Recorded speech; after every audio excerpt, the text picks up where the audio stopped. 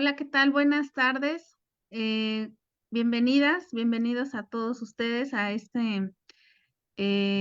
siguiente sesión del mes de la literacidad en enfermería.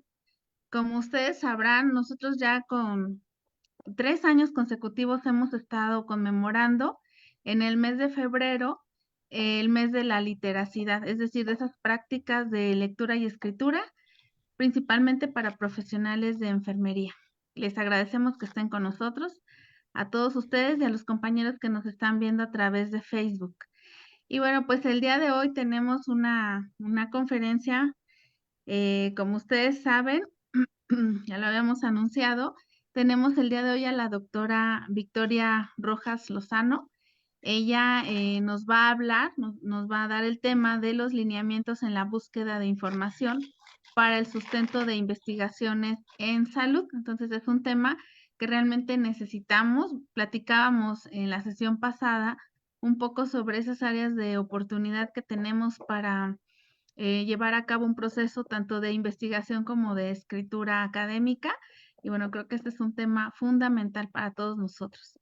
Muchas gracias por estar aquí y bueno, pues antes de darle la palabra a nuestra invitada de honor, quisiera leer un poco sobre su semblanza en lo que se van también conectando el resto de nuestros compañeros. Y bueno, pues está con nosotros la doctora Victoria Raquel Rojas Lozano. Ella es doctora en Ciencias en Salud Colectiva por la Universidad Autónoma Metropolitana, Unidad Xochimilco. También ella es maestra en Antropología Social por el Centro de Investigaciones y Estudios Superiores de Antropología Social, CIESAS Sureste. La sede en San Cristóbal de las Casas, Chiapas. Es licenciada en Sociología por la Universidad Autónoma del Estado de México. También la doctora fue profesora investigadora de tiempo completo de la Universidad Intercultural del Estado de Tabasco y actualmente realiza una estancia postdoctoral en la Universidad Nacional Autónoma de México y colabora en el grupo de investigación Género, Espacio y Políticas Públicas en la Facultad de Ciencias Políticas y Sociales de la UAM. Sus líneas de investigación están centradas en la salud mental y emocional en poblaciones originarias del sur de México. También realiza investigación cualitativa en salud y sociología del campo médico, activismos feministas y derechos reproductivos de las mujeres, epistemologías, metodologías y éticas feministas de investigación. La doctora también es miembro del laboratorio de investigación interdisciplinaria sobre el cuerpo, emociones y género por la Facultad de Estudios Superiores en Iztacala de la UNAM y pertenece pues a la red de investigación en emociones y afectos, desde las ciencias sociales y humanidades de la Red Mexicana de Estudios de los Movimientos Sociales y de la Asociación de Antropólogos Iberoamericanos. Y bueno, pues hay más que decir de toda la gran trayectoria de nuestra invitada, pero bueno, pues para no ocupar más tiempo en esta interesante presentación, le doy el lugar, doctora, bienvenida, muchas gracias por estar con nosotros y le cedo la palabra. Muchísimas gracias, maestra Lisette. Muchísimas gracias a Silvino, amigo, colega, compañero. Me da muchísimo gusto estar en este espacio que en algunos otros momentos ya había tenido la oportunidad de coincidir. Y ahora me da mucho más gusto, maestra, justo porque esta charla se convoca justo en relación con este mes, con el tema que están trabajando, y coincido completamente con usted, ¿no? Creo que es un área de oportunidad, pero no solo para la enfermería. Yo creo que para todas las disciplinas y áreas del conocimiento y también para los diferentes niveles de escolaridad, ¿no? O sea, tanto desde el nivel básico hasta llegar a los posgrados. Es fundamental. Y lo que hoy vamos a charlar justamente nos permite ver esas áreas de oportunidad a la luz de las nuevas tecnologías, aplicaciones, del software, de las herramientas, de la IA, que ha venido a revolucionar la forma de hacer investigación, y eso incluye acercarnos al conocimiento, difundir el conocimiento y también leer, ¿no? Vamos a cerrar un poco con eso, ¿no? ¿Qué implicaciones tiene para nuestra formación, nuestro ejercicio profesional y también investigativo? Esta nueva tecnología que ha revolucionado nuestra forma de hacer, de construir y de consumir el conocimiento. Entonces, agradezco muchísimo el espacio. Voy a compartir pantalla. Traigo una presentación. Este tipo de charlas es mucho mejor si las vivimos, digamos, como de manera mucho más práctica, se vuelve como más comprensible. Pero le comentaba a, a Lisette y a Silvino que tengo problemas con mi computadora, entonces esta computadora me la prestaron, entonces no tengo como mis herramientas para poder hacer estos ejercicios, así es que he preparado una presentación para un poco suplantar estos materiales que hubiésemos podido trabajar de manera mucho más práctica, pero con todo gusto, al cierre, o si voy eh, pudiendo colocar URL en el chat para poder compartirles con ustedes los softwares, las direcciones, tutoriales para que puedan acceder a este material, lo voy a hacer, y si no, al final de la charla, con todo gusto le comparto este material a el doctor Silvino y a la maestra Lisette. ¿Ok? Claro que sí, doctor. Entonces, voy a compartir mi pantalla. Me dice, maestra, si se ve. Sí, ya se ve, solo falta proyectarla. Ok, Lineamientos en ambos. Perfecto, sí, sí se ve. ok. Bueno, pues eh, el día de hoy se me convocó para hablar sobre los lineamientos en la búsqueda de información para sustentar investigaciones específicamente en salud. Y aunque esto que vamos a hablar puede ser aplicado a diferentes disciplinas y áreas del conocimiento, sí hay cosas muy específicas, softwares, eh, bases de datos, que son muy propias del área de la salud, ¿no? Entonces, vamos a comenzar y espero que en este primer momento de esta charla podamos ir interactuando. Veo que son 30 los participantes, más la maestra Lisette y el doctor Silvino, para que podamos lograr como mucho mayor interacción a través de un par de preguntas que voy haciéndome a mí misma y les voy haciendo a ustedes para ver qué tanto, ¿no? Sabemos del tema, pero también qué tantas dudas tenemos sobre el tema. ¿Ok? Entonces, bueno, vamos a comenzar.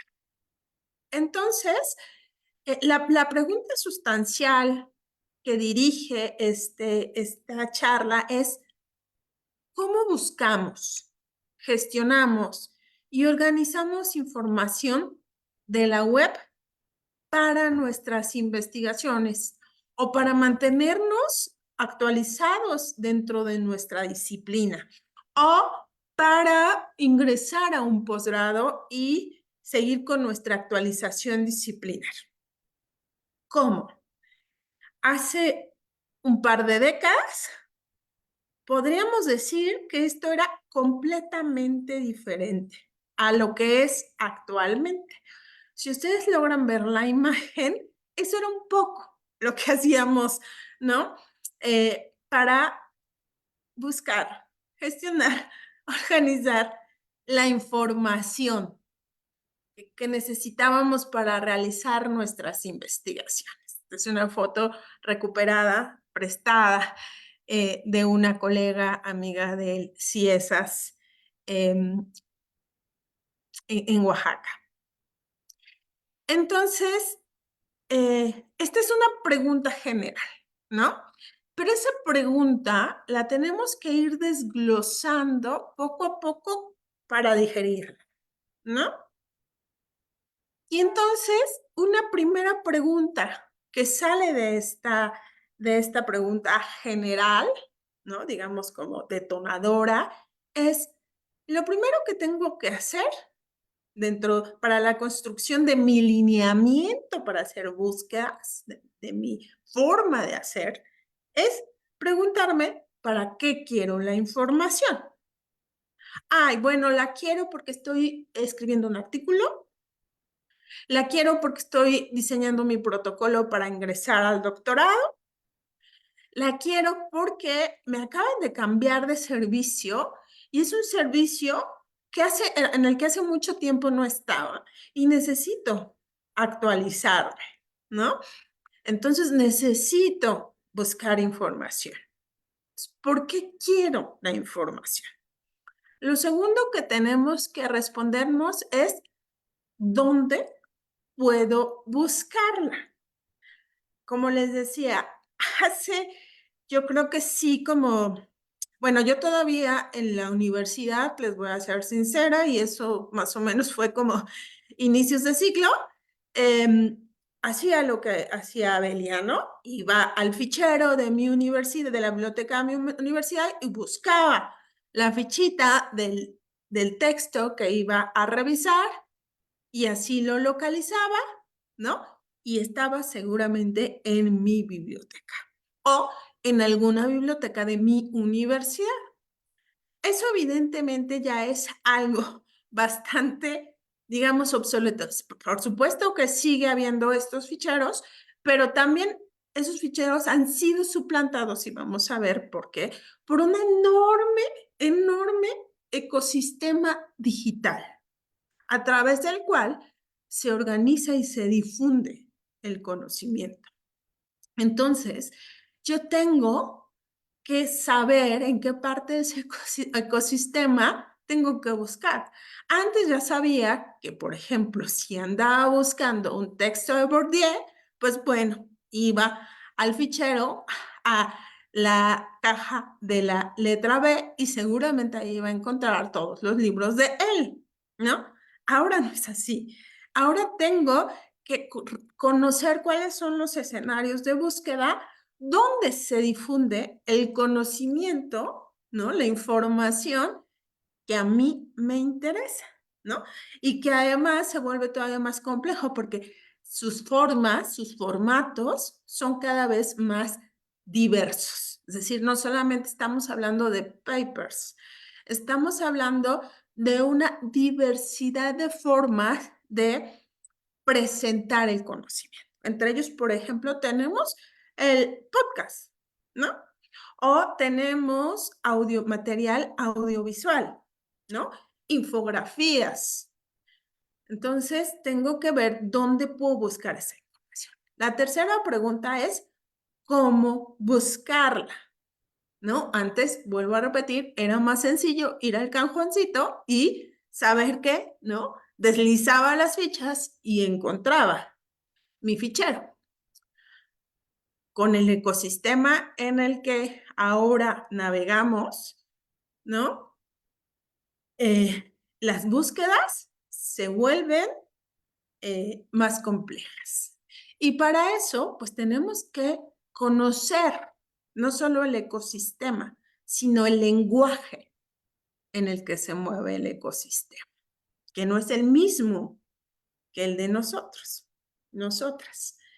Luego de eso es preguntarnos, bueno, ya sé qué es lo que quiero, ya sé dónde lo voy a encontrar y ya sé cómo lo voy a encontrar.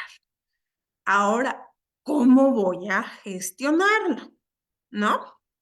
Antes, ¿qué hacíamos? Bueno, pues íbamos con el bibliotecario, bibliotecaria de la biblioteca, lo sacábamos, ¿qué hacíamos? Sacábamos los metadatos de ese libro, que por lo regular eran libros los que sacábamos, los apuntábamos a mano, ¿no? Y hacíamos nuestras fichitas bibliográficas también a manita. Ahora eso también ha cambiado, ¿no? Gestionamos a través de softwares y también podemos hacer esas fichas bibliográficas a través de la IA. Finalmente, ¿dónde la organizamos? Bueno, pues teníamos toda nuestra libreta, a lo mejor una muy específica para hacer este ejercicio. Ahora ya no, ¿no? Ahora tenemos otro tipo de software que nos ayudan a hacer esto. Entonces, estos lineamientos para hacer estas búsquedas especializadas tendrían que empezar por hacernos estas preguntas. ¿Para qué quiero la información? ¿Dónde puedo buscarla? ¿Cómo gestionarla? ¿Y dónde organizarla? Podríamos seguir más, más preguntas, por supuesto, y haciéndolas mucho más específicas. Y vamos a ver cómo a lo mejor a lo largo de la sesión pueden ir surgiendo algunas más.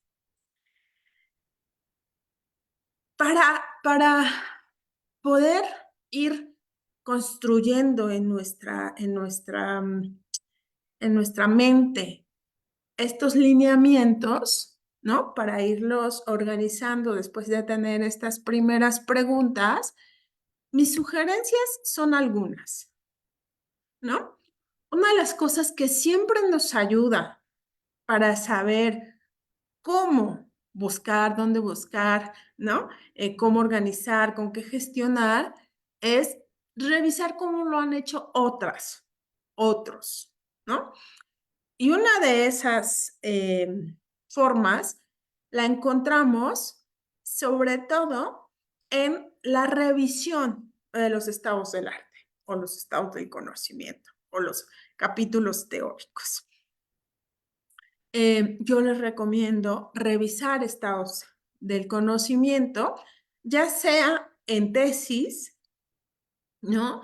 O en artículos.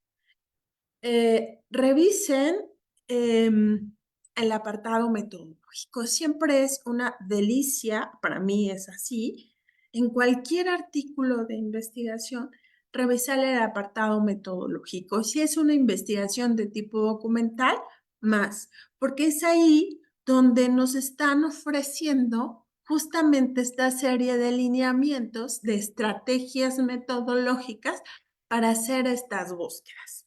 Ahorita vamos a ver más en profundidad esto.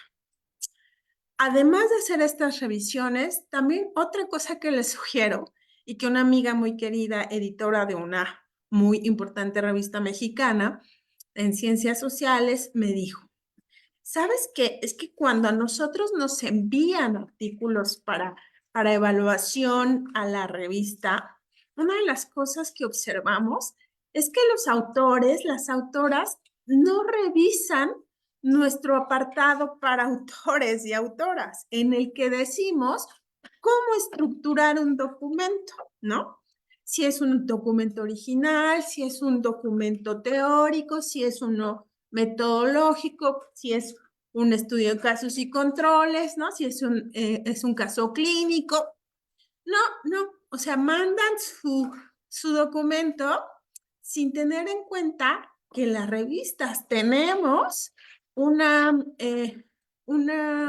serie de especificaciones editoriales para escribir un texto. Entonces, yo les recomiendo, independientemente si van a mandar un texto a evaluar a las revistas, revisen a la mejor de las revistas que más consumen, que más leen, ¿no? La más importante en su área del conocimiento, échenle un ojo al apartado de información para autores y autoras. Por lo regular viene en su menú del lado derecho o en su menú central. Ahí vayan a las políticas editoriales para ver cuáles son los tipos de artículos que se publican ahí y les van a decir cuál es la estructura que debe tener el documento y si es un artículo metodológico, les van a ofrecer información sobre cómo estructurar estos lineamientos, cómo organizar estas búsquedas. Otra Siguiente sugerencia y última es revisar y ocupar listas de verificación. Listas de verificación estandarizadas, internacionales, validadas para artículos de metaanálisis, metasíntesis cualitativas, cuantitativas y bibliométricas. Por lo menos aquí les comento tres, ¿no? El APA Style JARS Qual de APA para sus investigaciones cualitativas, para sus metaanálisis cualitativos, nos van a arrojar una especie, no es una especie, una checklist con los puntos necesarios de investigación de esta naturaleza y otra vez, en su apartado metodológico, nos van a regalar estos lineamientos para hacer estas búsquedas. Lo mismo pasa para la lista de verificación Prisma o la lista de verificación Stroke, ¿no?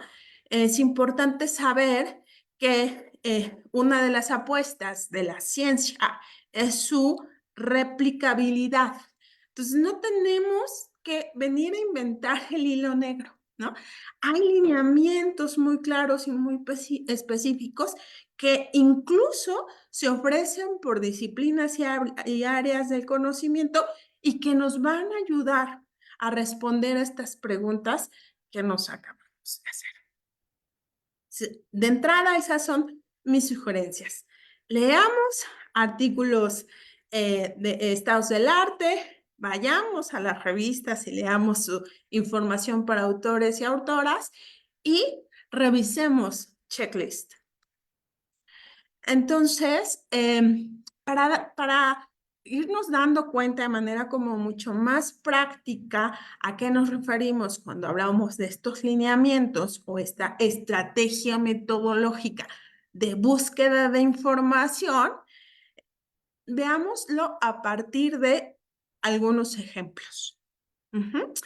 En estos dos ejemplos que les traigo, les pido, por favor, que identifiquen algunas de esas estrategias que no, seguro ustedes ya saben, debemos de seguir para hacer estas búsquedas. Aquí tenemos un primer artículo que se titula Condiciones emocionales y psicosociales del personal de salud en contextos de pandemia por COVID-19, una aproximación a sus metodologías de estudio. Pueden ingresar si tienen su lector de QR por medio del QR que está ahí y los va a direccionar al artículo que está en la revista sociológica de la Universidad Autónoma Metropolitana Azcapotzalco, o bien pueden echarle un ojo a este screenshot del apartado metodológico de este artículo, en el que las y el autor nos dicen cómo organizaron ellos sus búsquedas de información. ¿Cuáles fueron los pasos que siguieron? ¿Cómo respondieron a estas preguntas de qué, dónde, cómo, con qué?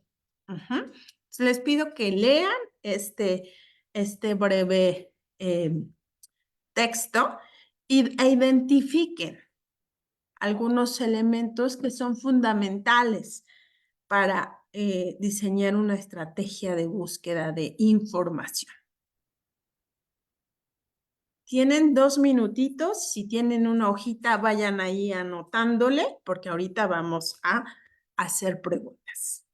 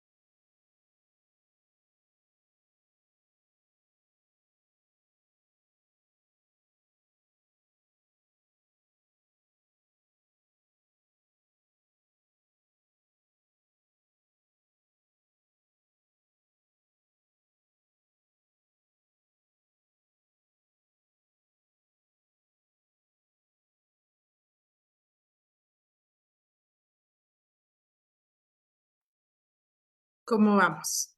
Ya terminamos de leer. Solamente es este apartadito de 2 párrafos que es parte del apartado metodológico de este artículo.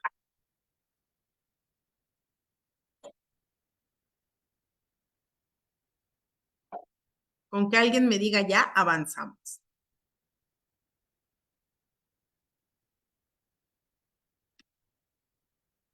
¿Nos podrían comentar o poner en el chat, por favor, si alguien ya leyó para que continuemos? Ah, ok. Gracias, Marlene. Nos dice que ya. Perfecto. Muchísimas gracias, Marlene. Aquí tenemos otro apartado metodológico de otro artículo con otra temática completamente diferente. Este es una revisión sistemática y un metaanálisis sobre el aborto inducido. Pueden ingresar al documento otra vez por el lector, con el lector QR o bien solamente a través del DOI. Y si no, leyendo la captura de pantalla del apartado de material y método. Otra vez, tenemos 2 minutitos para leer este apartado e identificar los elementos que este autor nos ofrece para hacer búsquedas de información.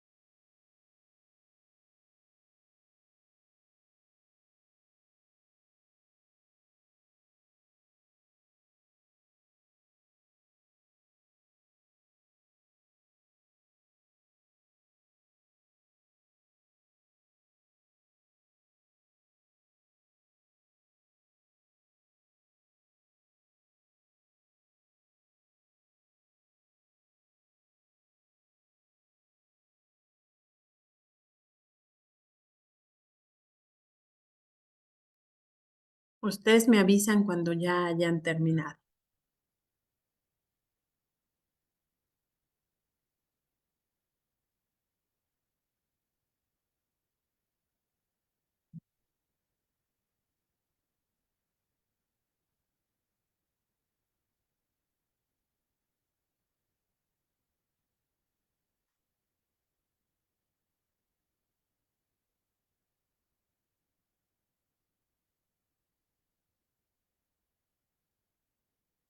Por el Face nos dicen que ya, doctora.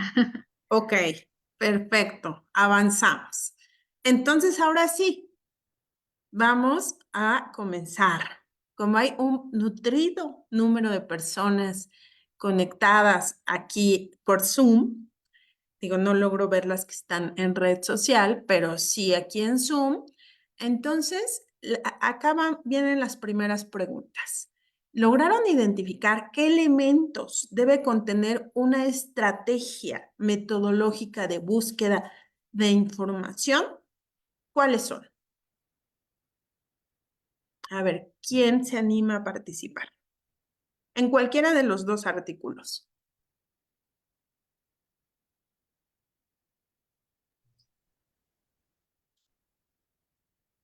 ¿Qué elementos encontraron?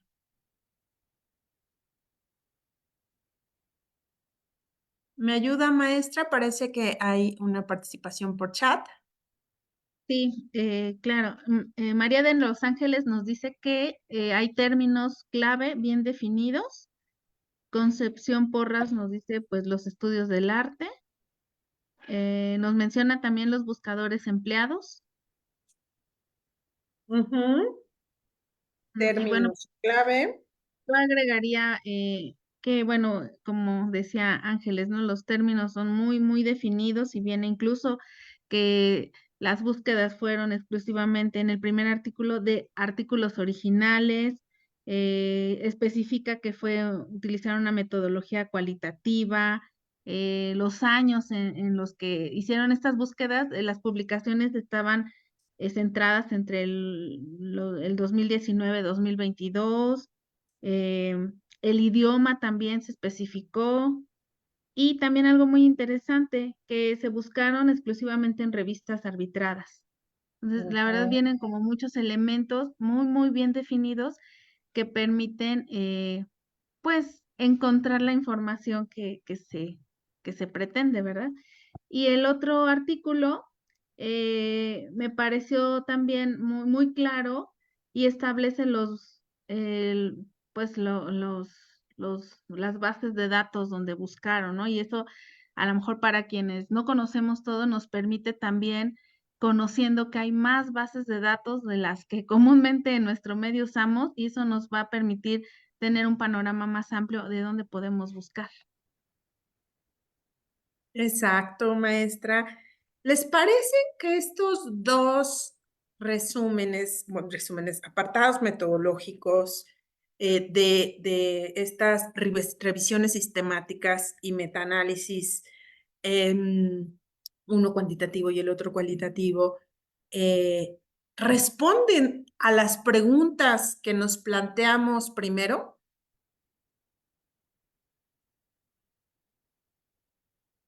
Sí nos dicen claramente qué buscaron, dónde buscaron, cómo buscaron, dónde gestionaron, cómo organizaron y sistematizaron esa información.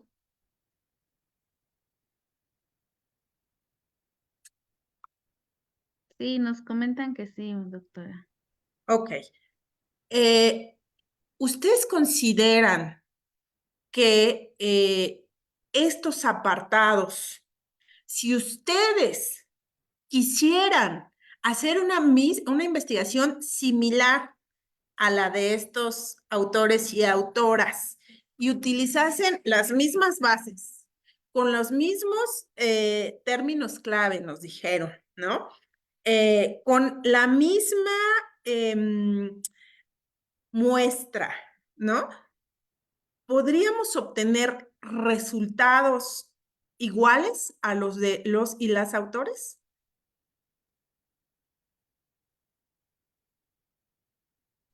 Sí, sí podríamos si seguimos la logística de los pasos que nos marcan ellos.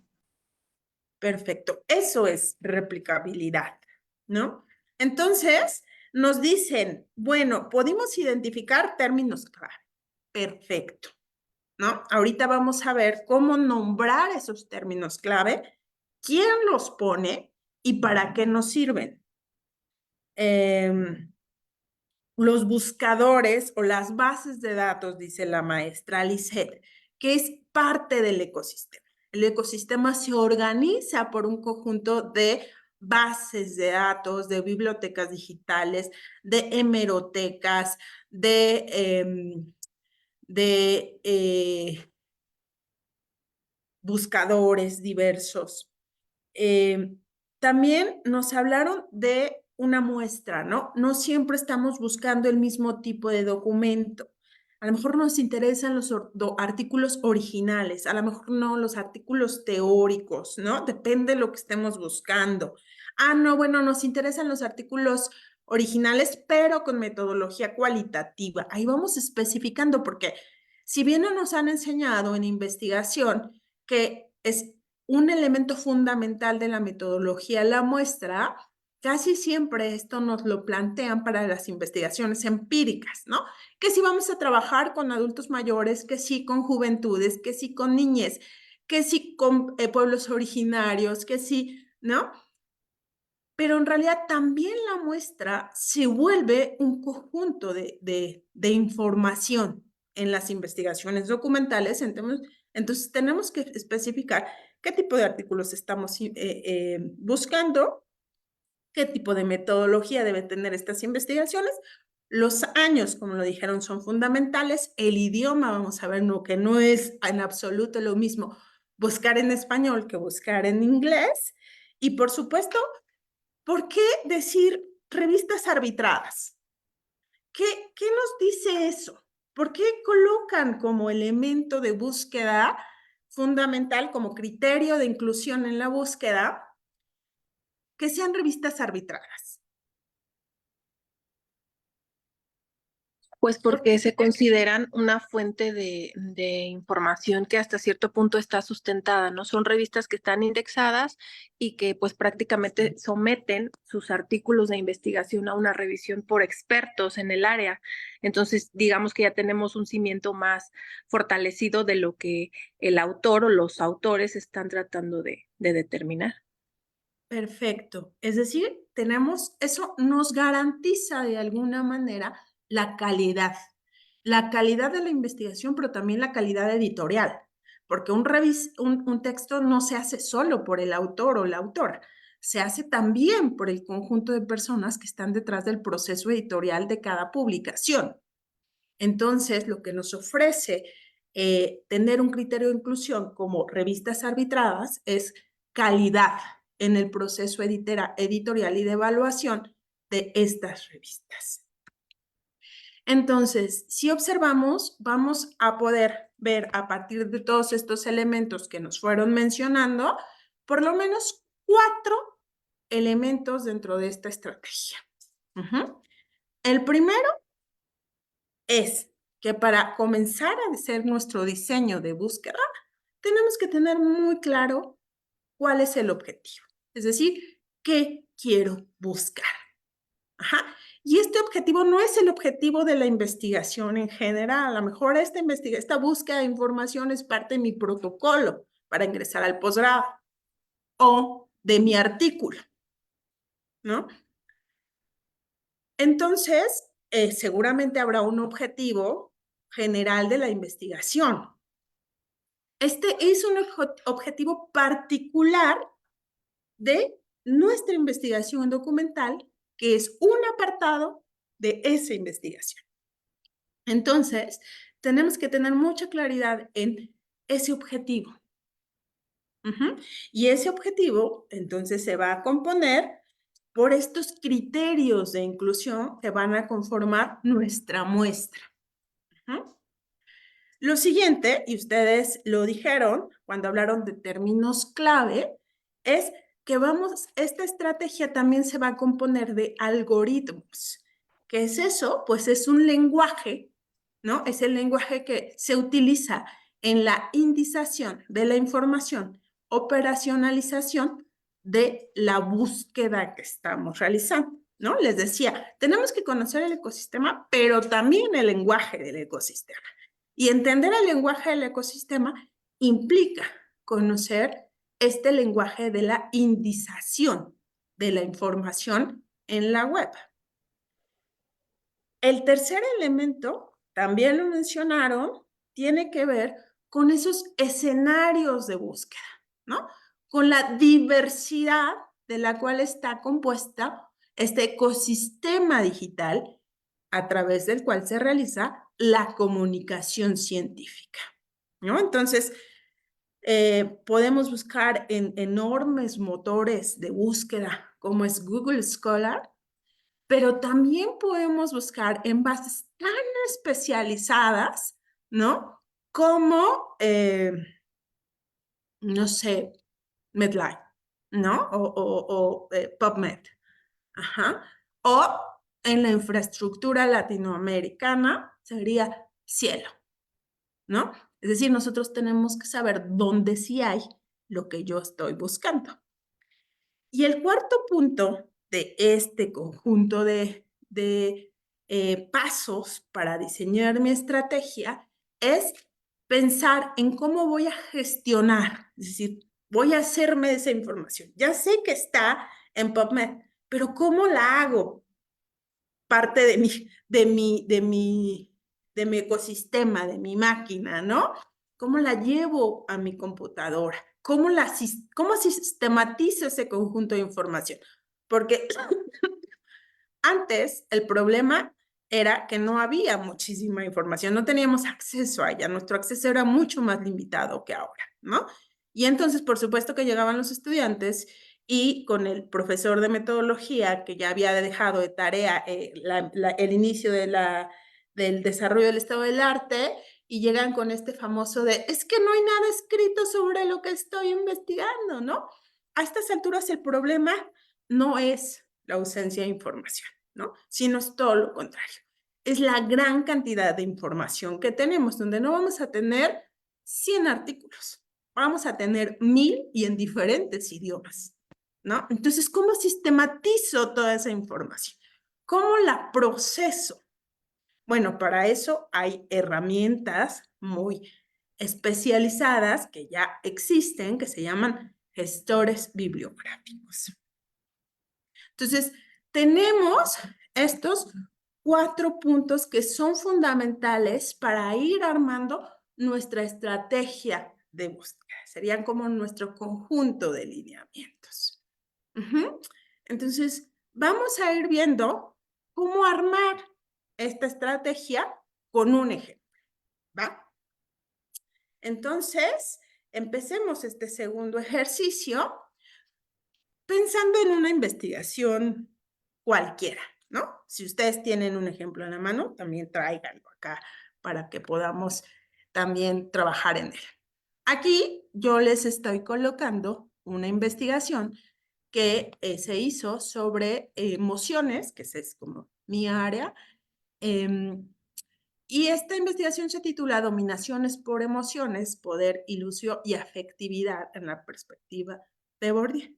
Yo me interesa el campo de la salud, y en particular el de la salud mental y el de la salud emocional de los profesionales de la salud, pero lo hago desde una perspectiva de las ciencias sociales. Y este autor, que igual algunas personas lo conocerán, es un sociólogo francés. Entonces, esta investigación trata de ver cómo los conceptos que él trabaja, como el de poder, ilusión, se encuentran en la perspectiva bordiana. Entonces dijimos que la primera cosa que tendríamos que hacer en esta estrategia es formular un objetivo, tenerlo muy claro. Y ustedes saben que para formular un objetivo claro, tenemos que empezar por un buen y específico verbo, ¿no? ¿Qué queremos hacer? Bueno, pues yo lo que quiero para esta investigación es identificar, ¿no? Identificar interpretaciones relevantes sobre el papel asignado por el autor que estoy investigando a estos conceptos, al concepto de ilusión, ¿no? Y de poder. Para eso, lo que me interesa hacer es una búsqueda selectiva en revistas especializadas, pero pues como evidentemente esta es una investigación en ciencias sociales, pues van a ser en revistas en ciencias sociales, ¿no? Y además lo voy a acotar a un periodo de 2015-2020. Entonces estoy diciendo qué es lo que quiero, ¿no? Los conceptos que estoy analizando, que después se van a convertir en esto que ustedes denominaron como términos clave. Estoy colocando el tipo de revistas que estoy en las que voy a buscar y estoy colocando algunos criterios de inclusión para seleccionar esa muestra. Si quieren, ustedes pueden ir haciendo este ejercicio, creando su propio objetivo para hacer búsquedas de información. Una vez que tenemos este objetivo, ¿qué es lo que sigue? Bueno, lo que dijimos que seguía era conocer el lenguaje para empezar a hacer nuestras búsquedas. Y entonces lo que yo tengo que hacer es identificar el lenguaje de indización de la información para nuestra búsqueda. ¿Dónde se hace esto? Bueno, ya hay espacios especializados para ello, ¿no? Imagínense que tenemos este ecosistema tan enorme que de alguna manera tenemos que organizarlo, ¿no? Construir redes semánticas para poder acceder a toda esta información. Y eso se logra a través de los tesauros, ¿no? Que son vocabularios estructurados y multilingües, porque están en diferentes idiomas y además son especializados porque los tienen las diferentes disciplinas. Y lo que hace el tesauro, ¿no?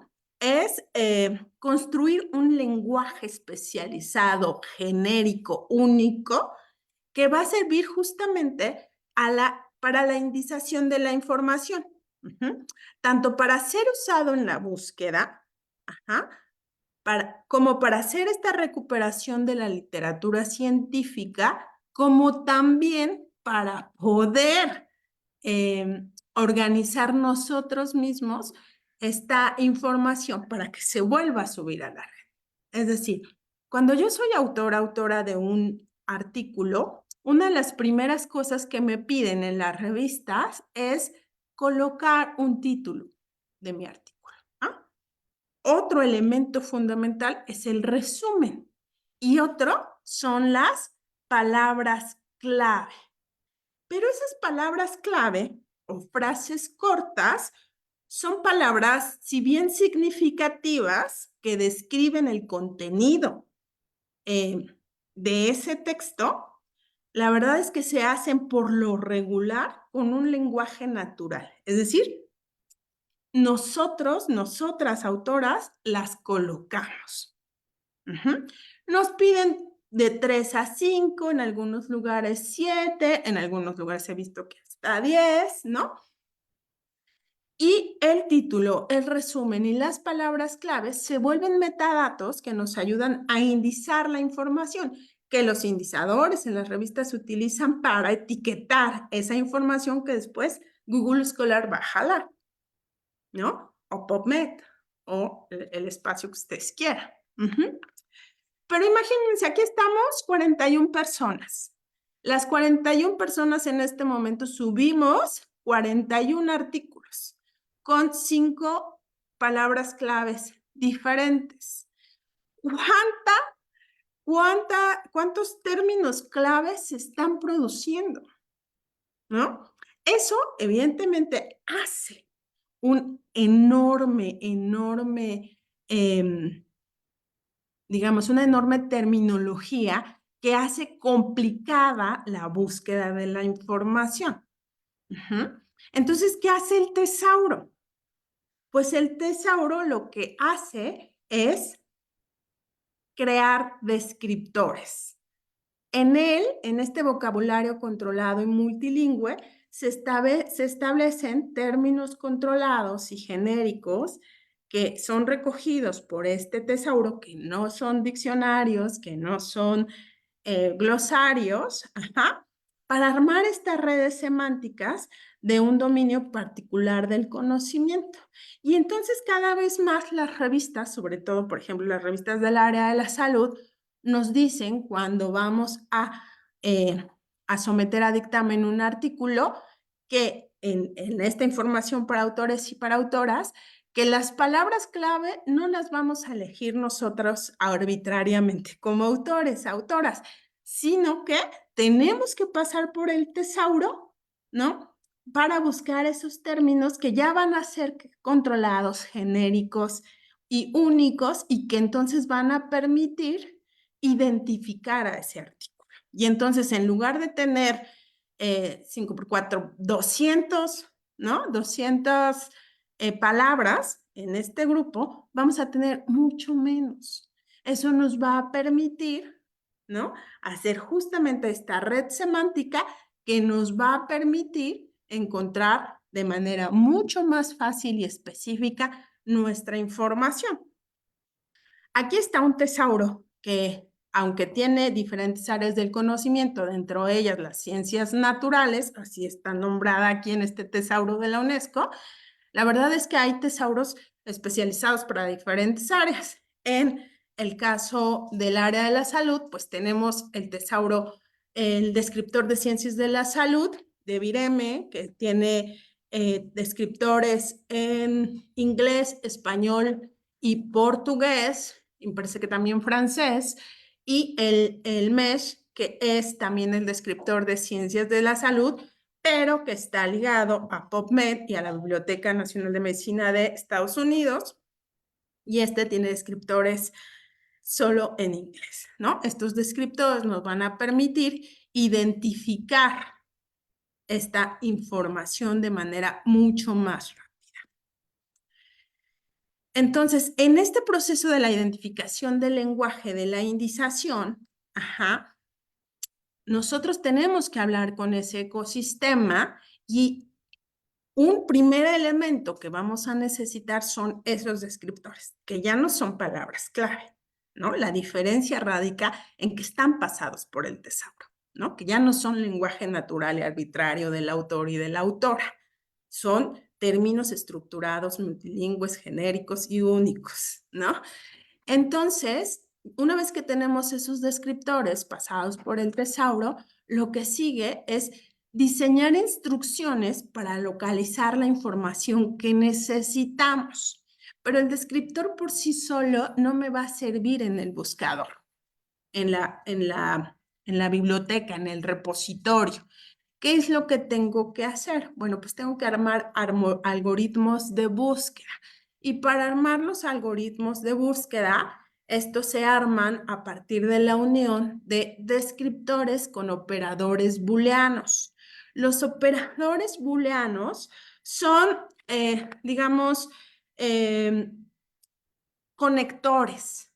Son los conectores, son palabras, son símbolos, ¿no? Son palabras como and, or, not, o son símbolos como el asterisco o el paréntesis, que permiten conectar de forma lógica conceptos o grupos de términos para así ampliar, limitar o definir nuestras búsquedas rápidamente. Tenemos diferentes tipos de operadores booleanos. En el primer recuadro, ustedes van a encontrar operadores de intersección. Es el AND, que como la imagen nos dice, nos permite buscar dos términos, ¿no? Por lo menos dos términos en un mismo texto. Operadores sumatorios que nos permiten encontrar diversos términos, y operadores de exclusión que lo que hacen es limitar, ¿no?, nuestra búsqueda. Es decir, quiero investigaciones que sean solo artículos originales y quítame todos los estudios de metasíntesis y revisiones sistemáticas. Excluye. Entonces tenemos operadores de inclusión, tenemos operadores sumatorios y tenemos operadores de exclusión. Luego tenemos acá operadores de truncamiento, ¿no?, que nos sirven como comodines para encontrar cualquier secuencia de caracteres. También tenemos operadores de proximidad, son estos, el with y el near. Estos operadores de proximidad nos van a ayudar a indicar el orden, fíjense nada más, el orden de las palabras en nuestra búsqueda, ¿no? O sea, yo voy a buscar, por ejemplo, investigaciones que me hablen sobre el papel de la enfermería en el contexto de COVID, y quiero específicamente que primero siempre se diga enfermería y después COVID. Hasta ese grado de especificidad yo le puedo decir a mi algoritmo que tenga para hacer la búsqueda que yo necesito. Y uno de los últimos algoritmos que tenemos es el de el paréntesis, que es el que me permite hacer ecuaciones mucho más complejas, hacer combinaciones de descriptores con diferentes operadores booleanos. Y tenemos también las comillas, que las comillas nos permiten hacer búsquedas con frases exactas. Yo ya sé que en cierto tipo de literatura hay ciertas frases que son muy comunes, que ya casi que están como preestablecidas, ¿no? Ah, bueno, pues yo quiero que me busques esto específico, tal cual como está escrito, pues le pongo comillas. Entonces, los descriptores más los operadores booleanos van a formar este algoritmo, este conjunto de instrucciones que me van a permitir localizar la información que yo necesito. Este algoritmo tiene que tener un conjunto de características para que pueda ser funcional. Tiene que ser preciso y concreto, debe estar muy bien definido, tiene que ser finito, ¿no? Tiene que terminar en un lugar y tiene que ser legible. Una vez que yo tengo muy claro cuáles van a ser mis descriptores de búsqueda, como venían en estos ejemplos de apartados metodológicos que vimos, que ya sé cuáles son los operadores booleanos que voy a utilizar, con los cuales voy a formar mis algoritmos, lo que sigue es crear mis ecuaciones. Ustedes lo que vieron en esa estrategia de búsqueda es los términos que se utilizaron de búsqueda. Que si aborto inducido, que si COVID, ¿no? Que si miedo, ¿no? Fueron los descriptores que los autores utilizaron para hacer sus búsquedas. Pero detrás de esos descriptores están estas ecuaciones. Estas ecuaciones fueron las que se introdujeron en los motores de búsqueda en los que se buscó. Entonces, siguiendo los pasos, una vez que yo creé mi objetivo, diseñé mi objetivo, creo mi algoritmo de búsqueda. Defino en qué tesauro es donde yo encontré estos descriptores, en este caso, fueron en estos dos para esta investigación, en el tesauro UNESCO y en el tesauro ELST, que es el tesauro de Ciencias Sociales de la Unión Europea, y coloco los descriptores de búsqueda, que en este caso fueron poder, violencia simbólica, ilusión, emociones, afectos y por supuesto el apellido de mi autor. Y entonces elaboro mis ecuaciones de búsqueda. Ustedes pueden ver aquí un operador de intersección, un operador sumatorio y el paréntesis, que lo que nos dice aquí es búscame, o le va a decir al motor de búsqueda, búscame el término en artículos donde venga el término ilusio y violencia simbólica. Y puede ser violencia simbólica o symbolic violence en inglés o en francés, porque este autor es francés, entonces es importante que yo busque también en francés. Y fíjense la diferencia con el operador sumatorio, ¿no? Aquí estamos agregando el término violencia simbólica en inglés y en francés. Es decir, búscame este o este o este, porque es sumatorio, pero con este, ¿no? De ilusio. Y esta primera ecuación se coloca dentro de otra más grande que dice Bourdieu. Y todo esto tiene que estar relacionado con este autor. Una vez que yo tenga este conjunto de ecuaciones con los que voy a poder buscar, lo que sigue entonces, ahora sí, es ir a ver mi buscador, el conjunto de buscadores, ¿no?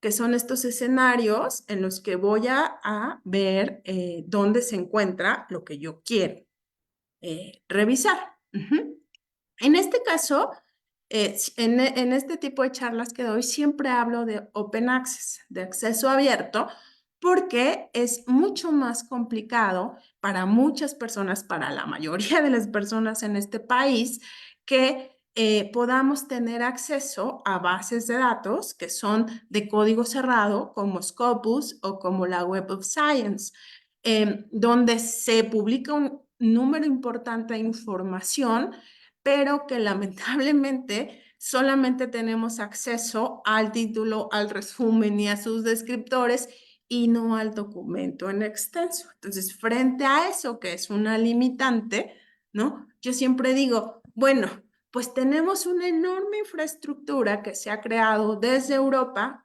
y que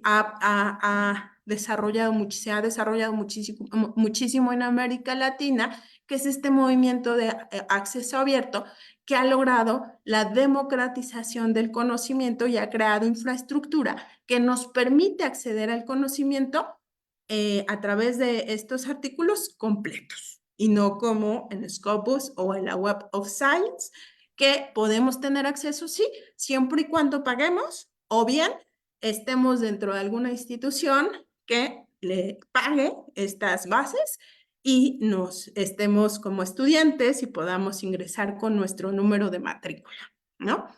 Entonces, eso es lo primero que tenemos que saber del ecosistema digital y de la forma en que se comunica la ciencia, ¿no? Que también en la academia hay un capitalismo académico que divide esta comunicación científica en acceso abierto y en código cerrado. Entonces, si no podemos buscar en código cerrado, como es Scopus o la UOS, podemos buscar en la amplia infraestructura de acceso abierto.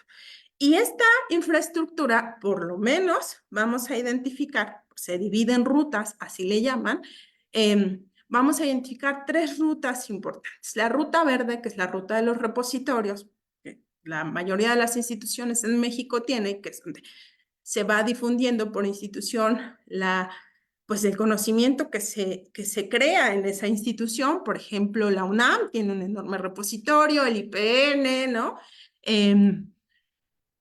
La ruta dorada es la ruta de las revistas, ¿no? Que en el caso de América Latina es mayormente revistas universitarias de acceso público y de acceso abierto, ¿no? Y la ruta platino, que sería como el ideal, ¿no? Es como este mundo utópico del ecosistema digital donde es el escenario en el que nunca se paga absolutamente nada. Ni se paga por consumir la información, ni se paga por que tú como autora publiques tu información. Entonces, lo primero que tengo que saber del ecosistema en el que voy a buscar esa información es la forma de comunicación de la ciencia, que está dividida por lo menos en acceso abierto, código cerrado. Al interior de estos tenemos que conocer sus rutas, ¿no? Y otro elemento fundamental que tenemos que conocer es el proceso editorial, ¿no? El proceso editorial por el que pasan los documentos a través del cual se comunica la ciencia, ¿no? En el caso de las revistas, por ejemplo, tenemos que saber que hay textos que son post-print, que hay textos que son preprint y que hay repositorios que son preprint y que podemos también acudir como espacios idóneos para buscar nuestra información. Hay un preprint para el área médica donde están investigaciones del área de enfermería, que es muy importante. Tenemos que saber que en el proceso de editorial hay artículos que son retractados, que tienen erratas, ¿no? Que son reemplazados. Tenemos que conocer los principios éticos de publicación de las revistas, porque aunque no publiquemos, aunque no seamos autores y autoras, tenemos que conocer estos procesos porque es lo que estamos consumiendo. Y eso es fundamental para poder citar o no citar estos textos, ¿no? Y también otra cosa que tenemos que conocer es que ya no solamente tenemos o podemos citar papers, artículos, ¿no? Sino este ecosistema se ha ha diversificado muchísimo los recursos de información, que ya no solo se publican papers a través de revistas con factor de impacto, sino se buscan investigaciones responsables y con impacto social que sean más accesibles a la población en general. Y podemos encontrar cómo este impacto social se puede lograr a través de redes sociales como X, como Facebook, como Instagram, a través de Spotify, ¿no? Entonces, también podemos gestionar información en estos espacios, en YouTube. No solamente PubMed es un espacio idóneo para buscar información, también puede ser Spotify, ¿no? O también puede ser YouTube, o también puede ser Amazon, ¿no? Depende de lo que yo esté buscando.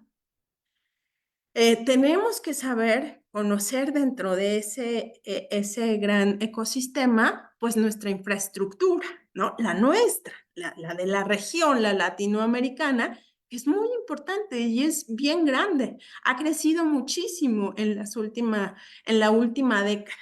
Por lo menos tenemos que presumir nuestro repositorio, bueno, muchas instituciones tienen sus repositorios, pero tenemos el REMERI, que es la red mexicana de repositorios institucionales, donde vamos a encontrar más de 70 repositorios. Entonces, yo en lugar de que me vaya a buscar el repositorio de la UNAM, pues me voy al REMERI y entonces ahí encuentro información de más de 70 repositorios del país, ¿no?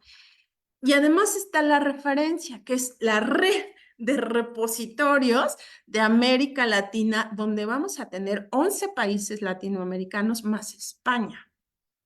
¿Qué vamos a encontrar en los repositorios? Pues vamos a encontrar artículos, pero también otra cosa bien importante que nos dan los repositorios son tesis, ¿no?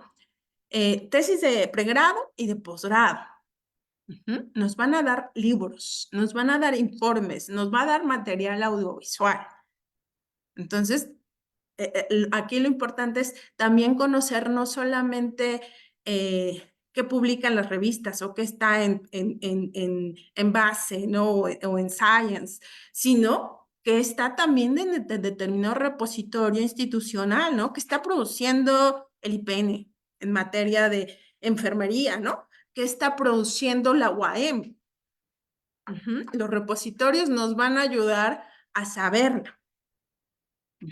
Bueno, ya les comentaba la ruta dorada, el código cerrado, ahí vamos a encontrar que para poder, así como para poder leer, tenemos que pagar, ¿no? O estar suscrito, nuestra universidad tiene que estar suscrita y pagar estas bases y yo estar matriculado. Para poder ser autor también hay un pago, ¿no? De procesamiento editorial. Las dos principales portales de referencias, porque no son bases, son solo portales de referencias, es decir, que solamente vamos a encontrar ahí estas referencias, es Scopus y la WES, y la Web of Science. Vamos a ver en este ecosistema que en esta ausencia de democratización del conocimiento, 10 compañías editoriales publican la mitad de toda la producción académica mundial, ¿no? Y entonces dentro de las principales editoriales ¿no? que tienen este conocimiento y que hacen este capitalismo académico, está Springer Nature, Taylor & Francis, Elsevier, SESH, ¿no? Algunas de ellas. Entonces, yo sé, es fundamental leer en Springer y en Taylor & Francis y en Elsevier, porque entonces ahí va a estar Science y van a estar las revistas en el área de ciencias de la salud que me interesa, ¿no? Es importante entonces conocer estos procesos editoriales, ¿no? Que en algunos espacios se paga, que PubMed tiene su PubMed central, que después de un tiempo se liberan algunos artículos y entonces ya los tengo de acceso abierto. Es decir, hay cosas de esta naturaleza que nosotros tenemos que conocer de este ecosistema para que nosotros sepamos dónde sí podemos buscar y dónde no, o en qué momento sí y en qué momento no. Bueno, vamos a encontrar enormes, importantes bases y motores de búsqueda como JSTOR, como EBSCO, y por supuesto tenemos los más grandes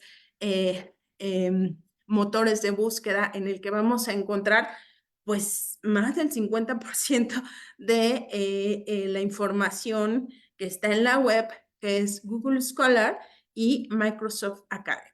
Aquí creo que cuando uno está empezando a buscar información, pues son los principales, los primeros lugares a los que hay que ir. Pero cuando ya está en un proceso mucho más especializado de la búsqueda, hay que ir a bases mucho más concretas, porque lo que nos va a dar Scholar o Academic pues, va a ser una enorme número de resultados, ¿no? Entonces tengo mi objetivo, tengo mi algoritmo. ¿Qué es lo que sigue? Bueno, pues establecer dónde voy a buscar, ¿no? Tengo que decir qué tipo de revista es en la que voy a buscar, ¿no? A lo mejor puedo especificar incluso no solamente que sea arbitrada e indizada, sino también que sea de determinadas áreas del conocimiento, que tengan determinado perfil editorial, los idiomas, como ustedes dijeron. Si yo sé que lo que yo estoy buscando se publica más en alemán, pues, ni modo, tengo que buscar en alemán mis descriptores, ¿no? Tengo que especificar dónde voy a buscar, acceso abierto, código cerrado, de ahí cuáles van a ser mis motores de búsqueda, mis bases en las que voy a buscar, puedo seleccionar una, puedo seleccionar dos, puedo seleccionar tres, eso dependerá de lo que están buscando. Lo que sí es fundamental es que conozcamos el ecosistema y sus formas a través de las cuales se comunica la ciencia. Y vuelvo a repetir, no solamente estos espacios, sino también pensemos en otros, como las redes sociales, como Spotify, como YouTube, los repositorios. Entonces, una vez que tenemos objetivo, tenemos nuestro algoritmo y ya definimos dónde vamos a buscar, lo siguiente es cómo vamos a gestionar esa información, dónde la vamos a guardar, ¿no? Antes pues descargábamos, teníamos nuestro conjunto de carpetitas y luego ya no sabíamos dónde encontrar la información. Bueno, los gestores bibliográficos, ahorita no estoy en mi computadora, si no les mostraría cómo se maneja. Los gestores bibliográficos nos sirven para gestionar, sistematizar, procesar y citar los recursos de información. Y estos recursos de información, si ustedes pueden alcanzar a ver aquí, son diversos. Aquí yo tengo varios. Por ejemplo, aquí si ustedes ven una camarita, este es un video. Ustedes ven una carpetita azul, esta es una página web. Ustedes ven aquí una hojita con unos puntitos naranjas. Este es un blog. Ustedes ven aquí solo una hoja blanca. Ese es un paper. Es decir, hay diferentes recursos que el gestor me puede gestionar. Y entonces aquí yo tengo un conjunto de carpetas donde puedo ir guardando todo este conjunto de recursos de información y el gestor me va a gestionar dos cosas fundamentales. La primera es el metadato, es decir, la referencia bibliográfica, ¿no? Que si el autor, que si el título, que si la publicación, que el número, que el volumen, etc. Su identificación. ¿Cómo logra hacer esto el gestor? Pues por el etiquetaje, digamos, el número alfanumérico que se le asigna a ese artículo, que se conoce como DOI. U objeto digital. Ajá. Antes los artículos no tenían DOI, yo creo que tiene como 20 años más o menos que cada vez más el DOI se utiliza y el DOI nos permite identificar que ese artículo tenga, digamos, como personalidad propia, ¿no? Y además permanencia. Si yo publicaba en X revista y la revista se perdía y se dejaba de pagar el espacio en el que estaba, pues el texto también se perdía, ¿no? Eso ahora ya no pasa, ¿no? Porque ese artículo con ese número alfanumérico que es el DOI, le va a dar identidad y le va a dar permanencia en la web. Es decir, yo puedo encontrar un documento independientemente de la red o independientemente de la base en la que se encuentre indexado, lo puedo encontrar con su DOI. ¿Cómo gestiona la información el gestor? Con el DOI. O con la URL de los libros, ¿no? O con el archive de los artículos de preprint. Entonces me trae toda esta información. Aquí esto es una cosa bien interesante, bien bonita que diré de rápido porque ya voy a terminar, maestra Lisette, es que tenemos aquí un foquito rojo, ¿no? Una cosita roja que dice, este trabajo ha sido retirado.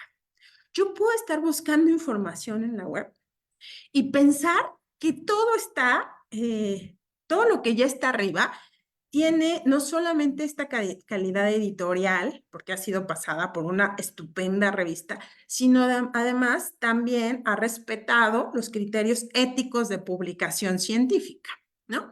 Pero no siempre es así. Ya hay textos que así estén en la mejor revista, pueden ser, digamos, como bajados, ¿no? Retractados, así se les llama.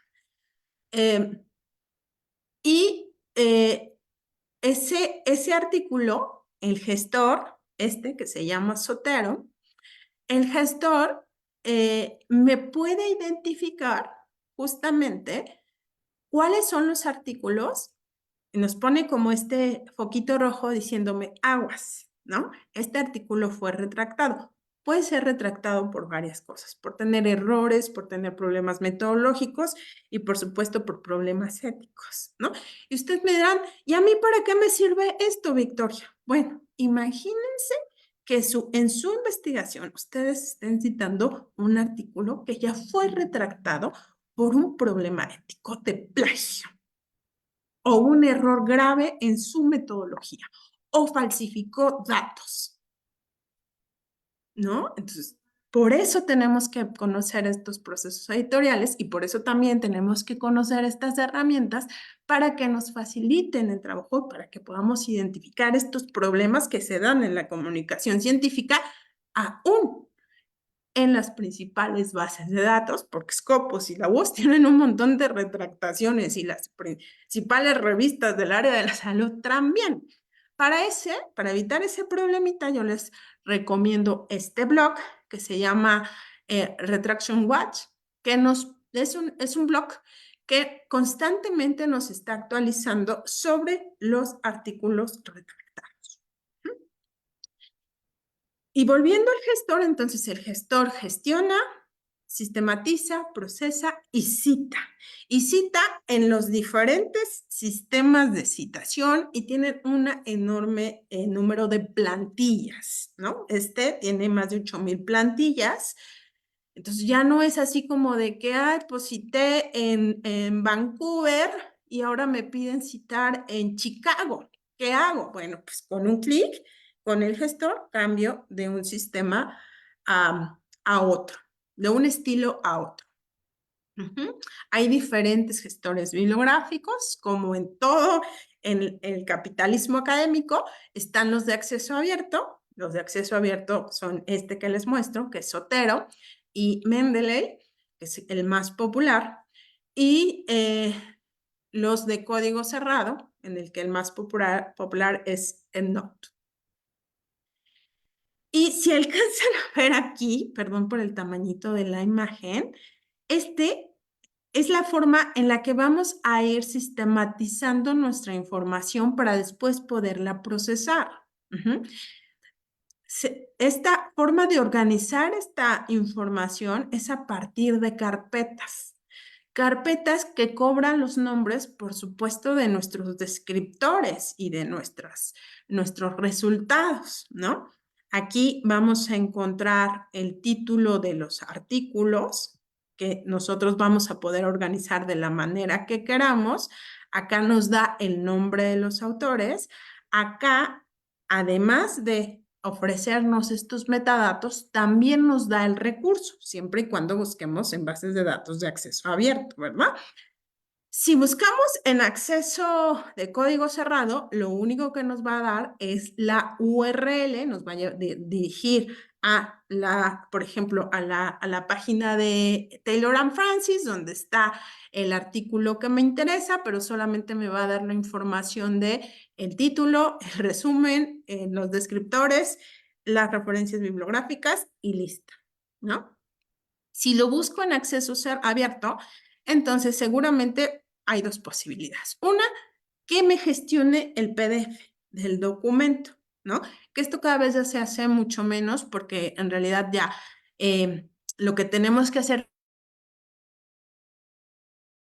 cada vez más de la web, que es el HTML, y entonces ya el texto está ahí en la página de la revista y ahí podemos revisarlo. Pero también el gestor tiene un lector de PDFs y aquí también podemos leer. Acá, para seguir organizando mi sistematización de mis textos, hay dos elementos fundamentales. Uno, además de ofrecerme los metadatos, que si yo tengo un artículo me da los metadatos del artículo, que si yo tengo un libro son los metadatos del libro, que si la tesis, que si las leyes, que si, ¿no? Aquí, además de eso, me da un procesador muy rústico para agregar notas, en la que podemos crear nuestras fichas bibliográficas. Yo espero que no se tarde mucho en el que una especie de chat PDF se agregue aquí para que empecemos a hacer las lecturas de nuestros textos con IA desde nuestro gestor bibliográfico. Yo ya sueño con eso. Están las etiquetas, ¿no? Que nosotros podemos organizar de acuerdo con nuestros descriptores de nuestra investigación. Y aquí, cada que vamos gestionando un documento, vamos agregando este conjunto de etiquetas y luego incluso lo que podemos hacer es relacionar textos con textos. Todo esto posteriormente se puede llevar a una base de datos Excel para poder hacer análisis de este conjunto de datos. Por ejemplo, podemos llegar a hacer, si trabajamos bien con el gestor, pues investigaciones de tipo bibliométrica, ¿no? Entonces, aquí, en cuanto a nuestra estrategia, lo que tenemos que decir es cómo vamos a gestionar, sistematizar y procesar esa información que ya encontramos. Para empezar, tenemos que decir si estamos trabajando con un gestor, ¿no? Cuando hacemos investigación cuantitativa y estamos procesando dato cuantitativo, en el apartado metodológico decimos si utilizamos determinado programa, ¿no? Que si utilizamos R, que si utilizamos SPSS o Stata, ¿no? Si hacemos investigación cualitativa y utilizamos software, decimos, no, bueno, pues utilizamos InVivo o utilizamos Atlas-T. También aquí tenemos que decir si utilizamos gestor bibliográfico y cuál es el que utilizamos, ¿no? ¿Cómo organizamos ese conjunto de información que finalmente encontramos, ¿no? Y que con la lectura se irá filtrando. Digamos, es todo el paso, toda la estrategia de búsqueda culminaría aquí. Estamos respondiendo a estos puntos. Formulamos objetivo, planteamos algoritmos, definimos en qué parte del ecosistema digital buscaríamos y también determinamos cuál iba a ser nuestro proceso de gestión, sistematización y procesamiento de nuestros datos. Este sería el conjunto en conjunto la estrategia metodológica de búsqueda de información que podemos implementar cuando estamos haciendo investigaciones documentales. Para cerrar, solamente y como de refilón, les contaré algunas de las herramientas que ya existen y que están revolucionando esto, que lo hacen mucho más rápido, mucho más llevadero, porque este es un proceso que en realidad se vuelve muy de talacha. A lo mejor ahorita se ve como un poco complicado, pero después de estar ahí, nada más dale enter y enter y enter en el sotero para gestionar tu dato, se vuelve en realidad bastante aburrido, ¿no? Eh, entonces, este conjunto de plataformas, herramientas, softwares de la IA hacen que este proceso sea mucho más acelerado, ¿no? De entrada, tenemos plataformas online creadas para buscar artículos de revistas académicas. Imagínense que es una especie de Spotify en la que ustedes tienen su música favorita, sus playlists favoritos, y ya ven que constantemente les está haciendo recomendaciones, y estas recomendaciones se las hace pues porque los algoritmos ahí establecen que a ustedes les gusta este tipo de canciones, este tipo de artistas, ¿no? Este tipo de música, y entonces empieza a sugerir y a sugerir y a sugerir. Bueno, pues estas plataformas online, tanto el Connected Papers como el Research Rabbit, nos ayudan a mantenernos actualizados de nuestra investigación. Es decir, en Google Scholar podemos poner nuestra alarmita para estar actualizados con lo que se está subiendo al Google Scholar de nuestro tema, pero estas cosas hacen una cosa espectacular, ¿no? O sea, por ejemplo, el Research Rabbit, se puede conectar con el Zotero, y entonces ustedes ya tienen su conjunto de colecciones de los principales textos que leen, así como el Spotify, sus principales playlists.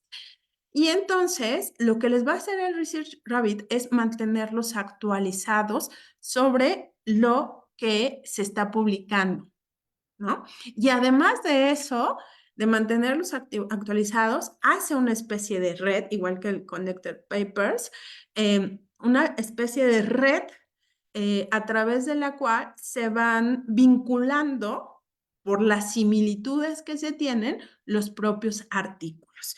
Y nos ofrece entonces no solamente un artículo, sino un importante número de artículos para mantenernos informados, y además hace estas visualizaciones gráficas de esta información, y además también nos da los enlaces donde podemos encontrarlos, principalmente por Sudoy, y los resúmenes y metadatos de ese artículo.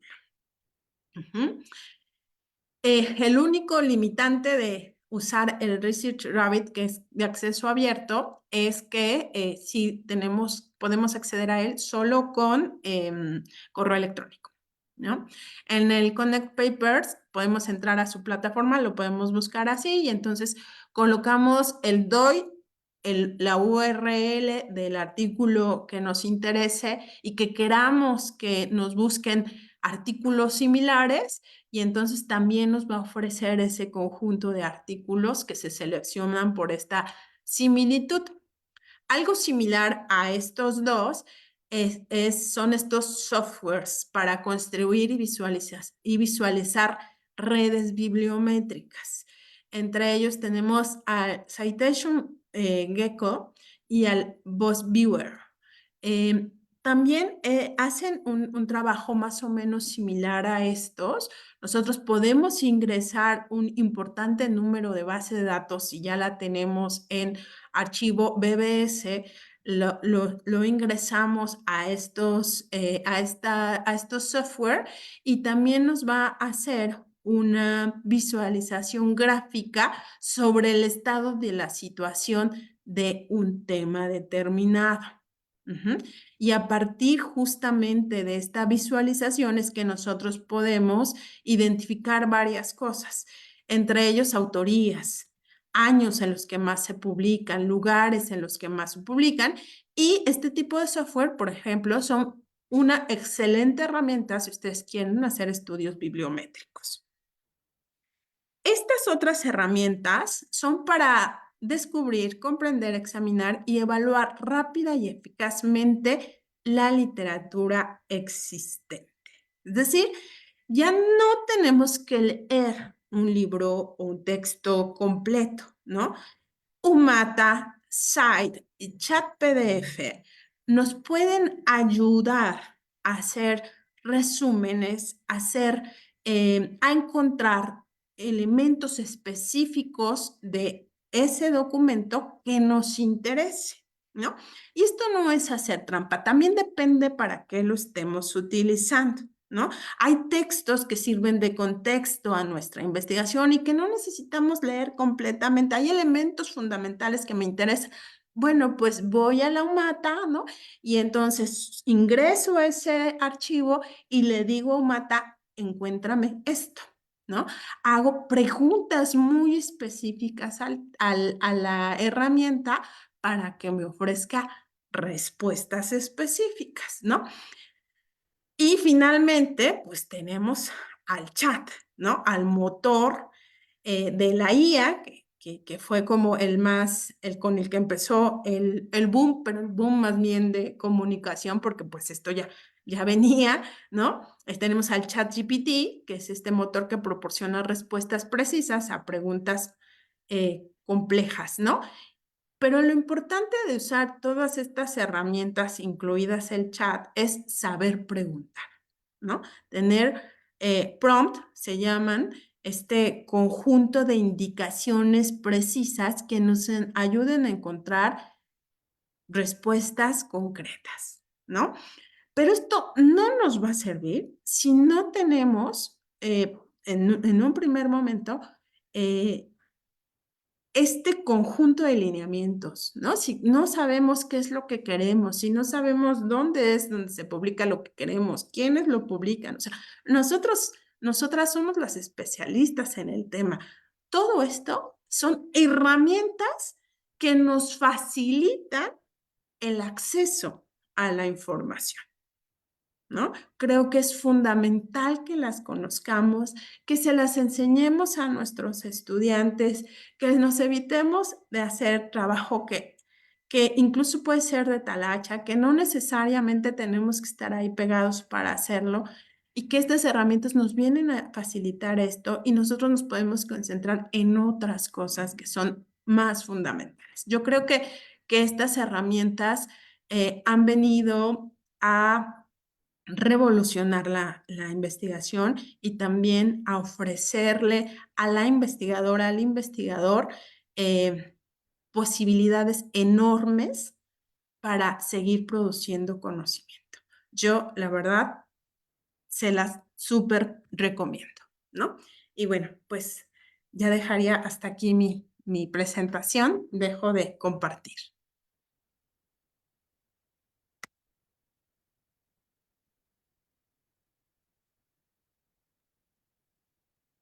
Muchísimas gracias, doctora. Creo que esta charla que el día de hoy nos impartió, creo que sería muy, muy necesaria en los programas de posgrado en enfermería, de maestría, no sé, seguramente también de doctorado.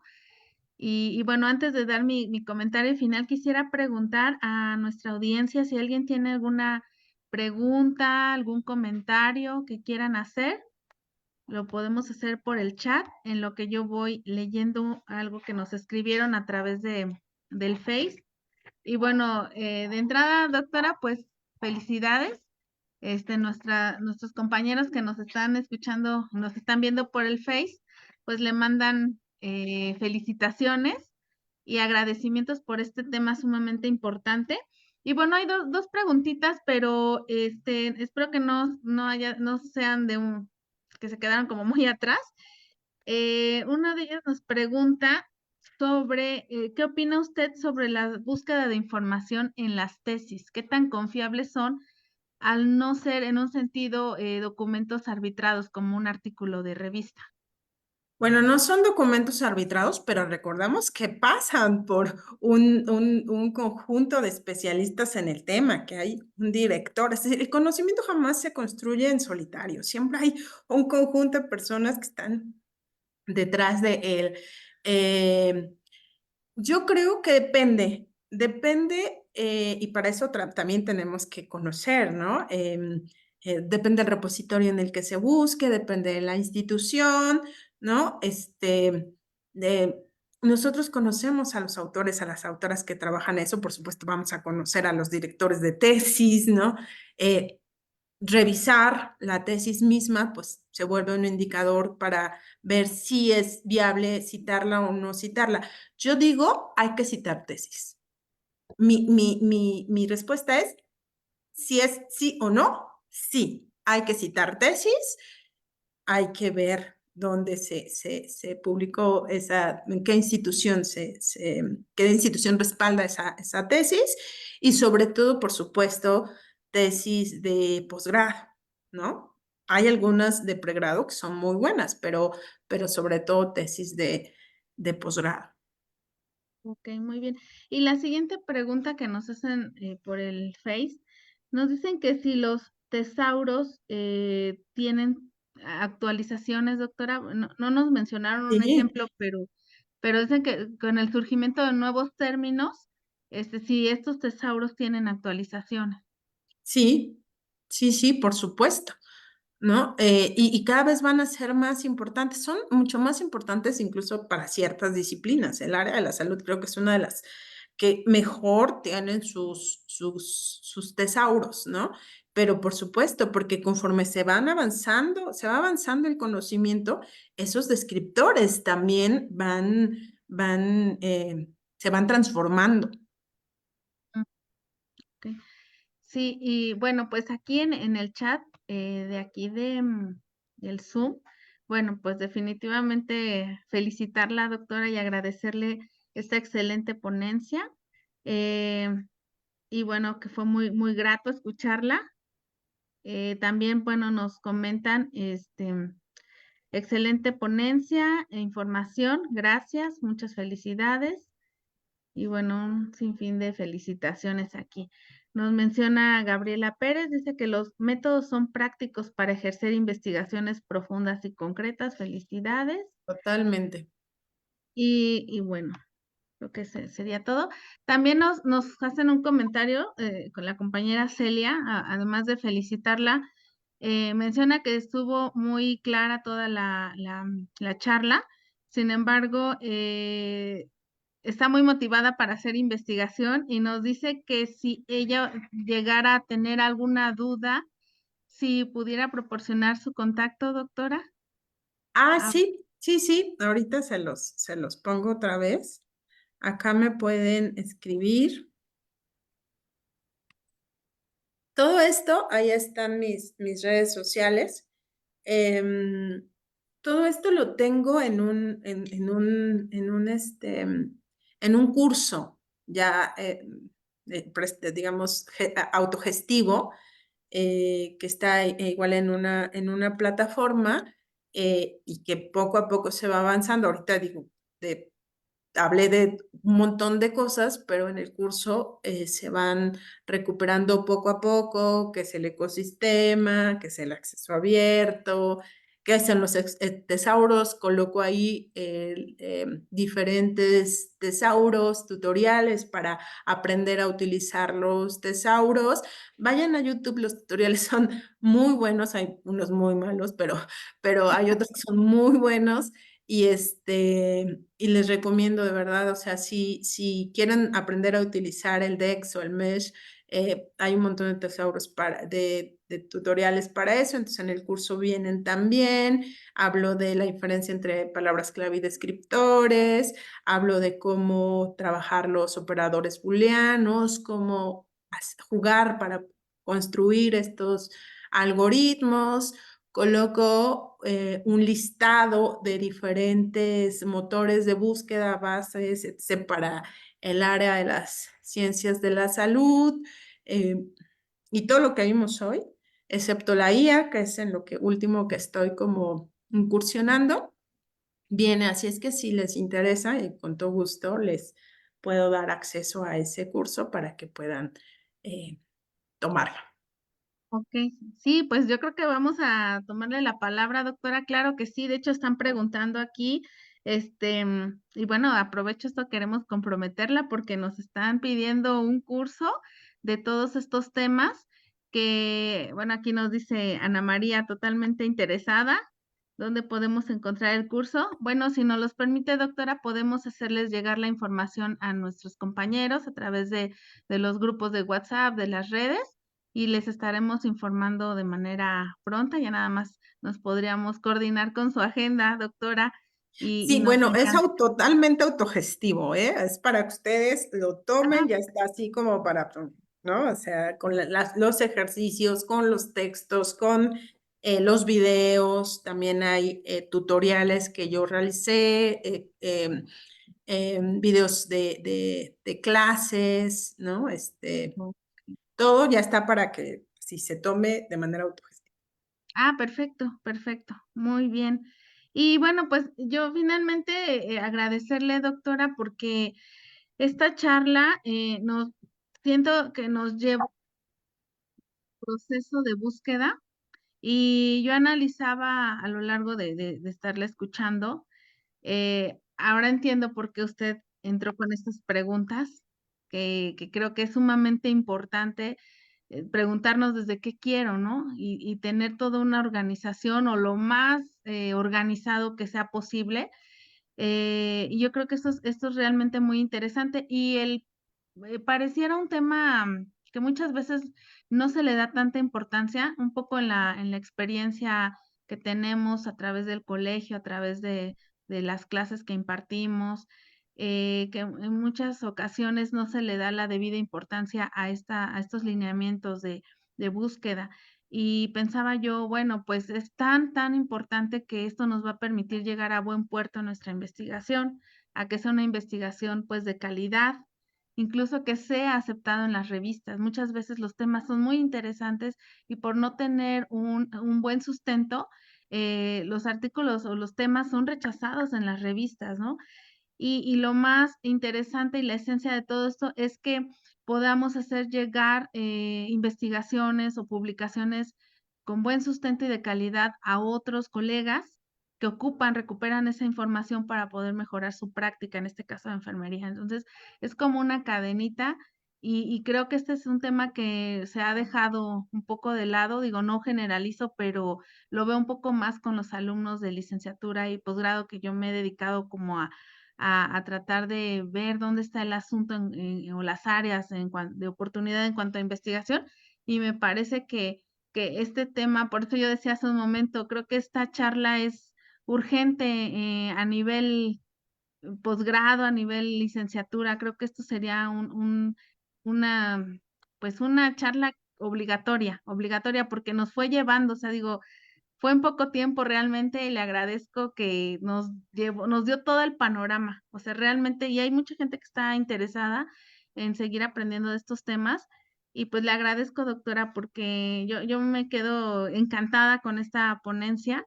Y bueno, seguramente vamos a estar solicitando la información de este curso que usted ya tiene para poderlo proporcionar a nuestros compañeros que nos están escuchando. Sí, con todo gusto. Yo por eso te decía, me dices cuando ya pasé el tiempo, porque yo sé que con esto, bueno, uno va para súper largo, pero Sí, sé que los tiempos de todas y de todos aquí son unos, así es que agradezco muchísimo su atención y pues yo encantada de compartir el curso con ustedes.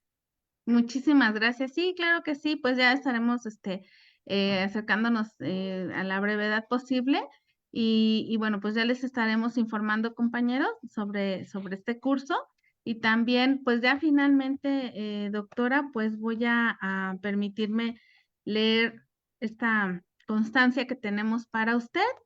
Y bueno, pues dice el Centro Internacional de Formación Científica Profesional, la Asociación Mexicana de Educación en Enfermería, el Colegio Mexicano de Producción y Difusión Científica en Salud y la Asociación Mexicana de Enfermería de Práctica Avanzada otorgan la presente constancia a la doctora Victoria Raquel Rojas Lozano por su participación como ponente en la sesión académica titulada Lineamientos en la búsqueda de información para el sustento de investigaciones en salud, que se realizó de manera virtual con transmisión a nivel internacional por Facebook, con sede en Ciudad de México el 20 de febrero del 2024. Y bueno, pues agradecerle una vez más, doctora, esta ponencia. Le haremos llegar su constancia electrónica.